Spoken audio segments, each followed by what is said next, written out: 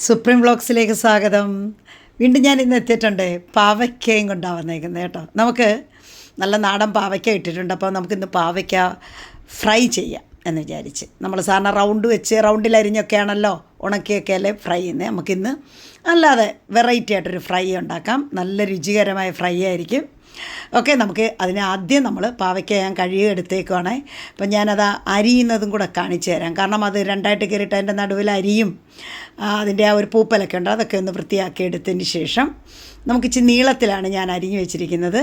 അപ്പോൾ അത് ഫ്രൈ ചെയ്യത്തക്ക രീതിയിലാണ് ഞാൻ ആ പാവയ്ക്ക ഒന്ന് വൃത്തിയാക്കി എടുക്കട്ടെ. അപ്പോൾ അത് രണ്ടായിട്ടൊക്കെ കീറി അപ്പം കുറച്ച് മതി, അതുകൊണ്ടാണ്. അപ്പം നമുക്ക് ഇങ്ങനെ ഒന്ന് ഫ്രൈ ചെയ്തെടുക്കുന്നത് ഏറ്റവും നല്ല രുചികരമായിട്ട്. കാരണം വലിയ കയ്പുണ്ടെങ്കിൽ അതങ്ങ് മാറുകയും ചെയ്യും. വലിയ കയ്പുള്ള പാവയ്ക്കല്ല ഇത് കേട്ടോ.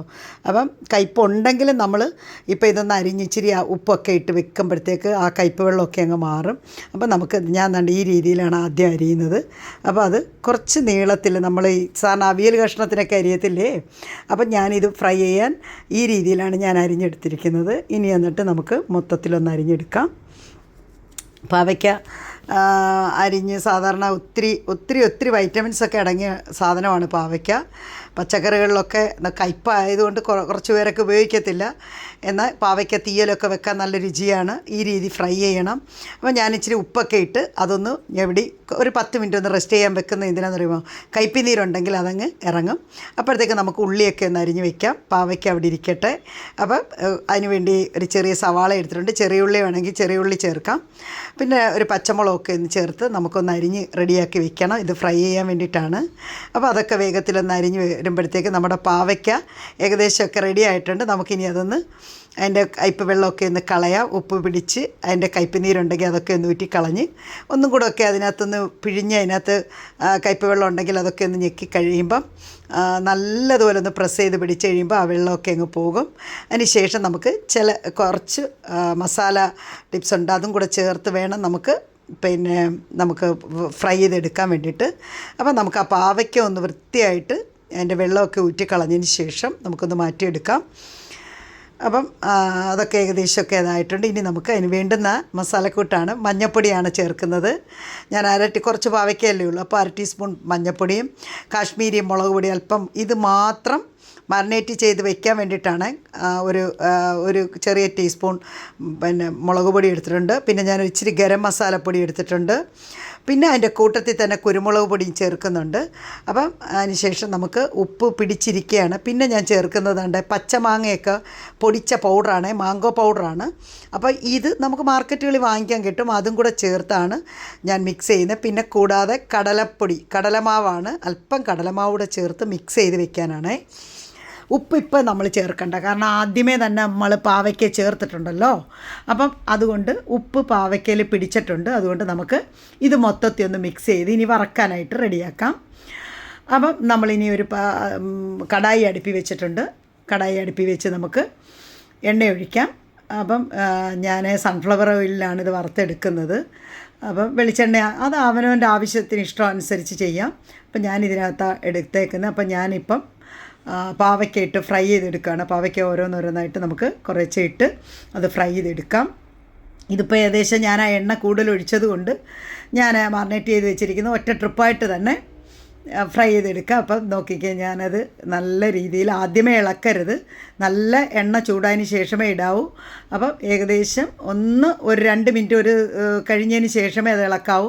അപ്പോഴത്തേക്കൊക്കെ ഏകദേശം പാവയ്ക്കൊക്കെ നല്ല ഫ്രൈ ആയി വരുന്നുണ്ട്. അപ്പം നമുക്കിനി അത് കോരിയെടുക്കാം. മൊത്തത്തിൽ ഞാൻ പാവയ്ക്ക ഫ്രൈ ചെയ്തത് മാറ്റിയെടുക്കുകയാണ്. നമുക്ക് വേഗത്തിലെടുക്കാം. അപ്പം നല്ലതാണ്, ഇങ്ങനെ തന്നെ കഴിക്കാൻ നല്ല രുചിയാണ് കേട്ടോ.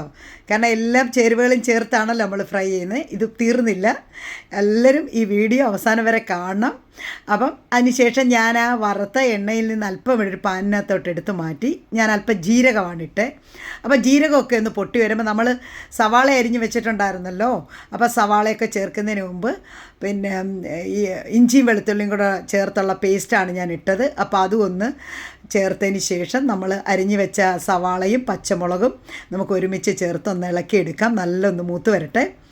അതെല്ലാം കൂടെ ഈ എണ്ണയിലൊന്ന് മൂത്ത് വരുമ്പോഴത്തേക്ക് ഇതിൻ്റെ ആവശ്യമായ ഇത്തിരി പൊടികളും കൂടെ നമ്മളൊന്ന് ചേർക്കുക. ഇച്ചിരി മസാലപ്പൊടിയും കൂടെ ചേർക്കേണ്ടിയിരിക്കുന്നു.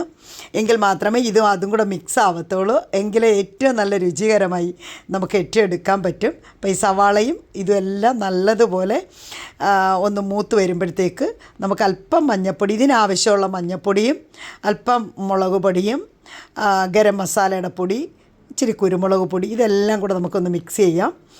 അപ്പം ഞാനതാണ് ചേർക്കുന്നത്.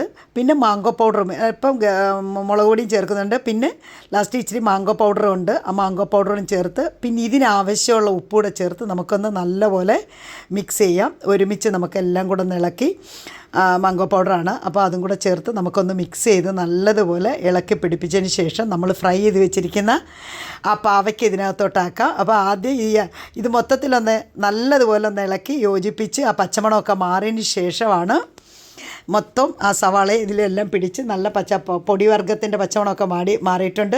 ഇനി നമുക്ക് ഇതാണ്ടോ നല്ല സോഫ്റ്റാണ് കേട്ടോ, നല്ല ക്രിസ്പിയാണ്, സോഫ്റ്റുമാണ്. ഇങ്ങനെ തന്നെ പറക്കി തിന്നാം. അപ്പം നമ്മൾ ഇനി ഇതിനകത്തോട്ട് ഫ്രൈ ചെയ്ത് വെച്ചിരിക്കുന്ന പാവയ്ക്ക ചേർക്കുകയാണ്. അപ്പം നമുക്ക് ഒരുമിച്ചൊന്ന് ഇളക്കി യോജിപ്പിക്കാം.